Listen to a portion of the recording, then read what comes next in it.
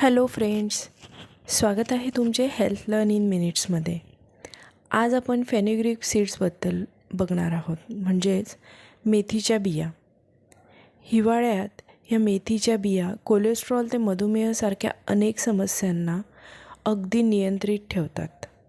चला तर मग सुरू करूयात. हिवाळा सुरू झाला की आरोग्याची विशेष काळजी घ्यावी लागते.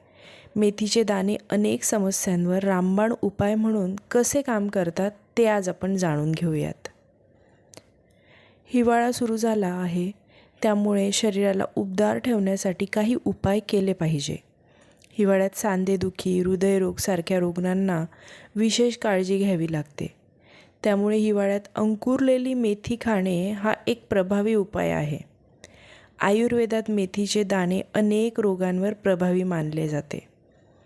अंकुरलेली मेथी ही रोगप्रतिकारक शक्ती